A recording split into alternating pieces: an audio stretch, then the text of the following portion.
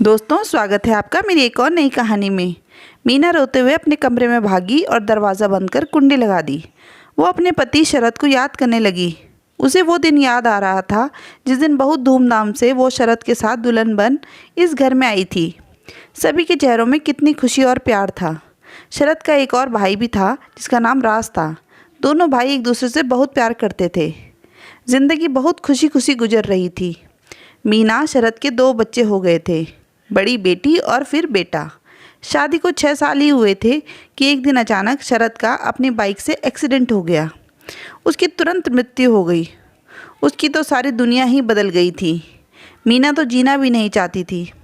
शरद के बिना पर अपने बच्चों का सोचकर उसे अपने कदम पीछे करने पड़े। आज उसने अपने देवर के मुंह से ऐसी बात सुनी जिसे सुनकर उसे अपने कानों पर यकीन नहीं आ रहा था। दरअसल उसकी सासू माँ राज को शादी के लिए आए रिश्ते के बारे में बता रही थी, पर अचानक से राज बोल बैठा कि माँ, मैं अपनी भाभी से शादी करना चाहता हूँ। आप मेरी शादी भाभी से करा दें। सासू माँ को ये बात सुनकर बहुत झटका लगा। वे बोलने लगी, तुझे शर्म नहीं आई ऐसे बोलते हुए? वो तेरे अपने सगे भाई की ब्याता है। और बोलते बोलते उन्होंने एक जोर का थप्पड़ राज के गालों पर लगा दिया। तब राज बोला, हाँ माँ, शर्म तो बहुत आई थी। जब भाभी को सब विधवा बोलकर ताना देते हैं।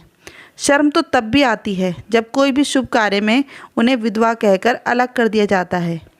और सबसे ज़्यादा शर्म तब आती है जब आप वो व्यवहार भाभी के साथ करती हैं, जैसे कि इन सब की जिम्मेदार भाभी हो। सासू माँ चिल्लाते हुए बोली, राज।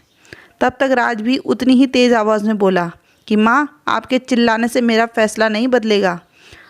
तब तक ससुर जी बोले, बेटा, हमारे समाज में विधवा स्त्री के लिए कुछ नियम हैं जिन्हें मानना पड़ता है।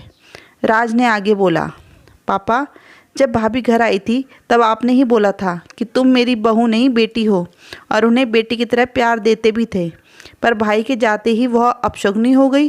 पिताजी, मेरा इरादा पक्का है।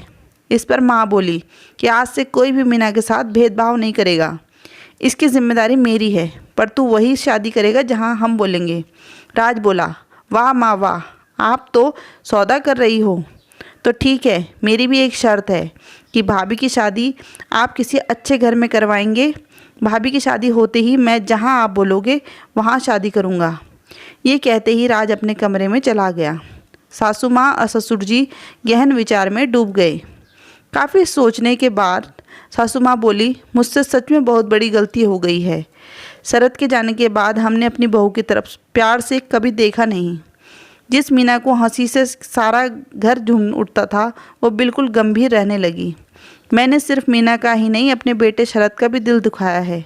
सासू माँ ने मीना के दरवाजे को खटखटाया। मीना ने दरवाज़ा खोला। सासू माँ मीना को पास बैठाकर बोली, बेटा, मुझे माफ़ कर दो, मैंने तुम्हारा बहुत दिल दुखाया है। तभी ससुर जी भी बोले कि अपनी सास के साथ मुझे भी माफ़ कर दो, मैंने भी तुम्हारे साथ बुरा बर्ताव किया। मीना बोली, मुझे आप दोनों से कोई शिकायत नहीं है। माँ, अगर मैं कुछ मांगूँ तो दोगी मुझे? हाँ बेटा, आज इतने के वक्त के बाद तो तू कुछ मांग रही है, मैं ज़रूर दूँगी। मांग बेटा। माँ, मैं शादी नहीं करना चाहती। अब मुझसे ये दोबारा नहीं होगा। मैं सिर्फ शरद से ही प्यार करती हूँ। मैं शरद को नहीं भूल पाऊँगी माँ।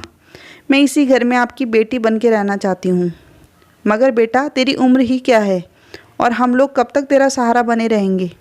एक दिन तो हमने इस दुनिया से जाना है। नहीं पापा, हम सब साथ में रहेंगे। आप दोनों को मैं कहीं नहीं जाने दूँगी। ठीक है बेटा, जैसा तुम चाहो। अब तुम आराम करो। आंखें पोंछ ऐसा कहकर वो दोनों चले गए। तब तक राज की आवाज़ आई, भाभी, मैं अंदर आ सकता हूँ? मीना ने कुछ नहीं कहा। राज ने मीना के पैरों की तरफ नीचे सिर झुकाए बैठ गया। भाभी, मुझे माफ़ कर दो। मैंने आज आपका बहुत दिल दुखाया है, मगर मैं क्या करता, कोई रास्ता ही समझ नहीं आया मुझे। पहले आप कितना खुश रहती थी, मगर भैया के जाते ही आपके साथ हो रहा दुर्व्यवहार दिनों दिन बढ़ता जा रहा था और आप चुपचाप सब कुछ सहन कर रही थी। राज की बातें सुन मीना खामोश थी। मैंने आपको हमेशा माँ की नज़र से देखा है और आप ये जानती हैं। मेरी माँ के साथ अन्याय हो, ये कैसे हो सकता है? और फिर भैया को भी तो ऊपर जाकर मुंह दिखाना है। इतनी बड़ी बात बोली तुमने राज, और तुम उन्हें मुंह मत दिखाना। राज बोला, क्यों? अरे अपना बंदर जैसा मुंह दिखा दिया शरद को तो वो डर नहीं जाएंगे, मीना ने मुस्कुराकर कहा। हाँ हाँ, राज बोला, भैया मुझे बचपन में बंदर बोलते थे, हंसने लगता है। और दोनों रोते हुए ही हंसने लगे और मीना की हंसी से घर एक बार फिर सारा गूंजने लगा।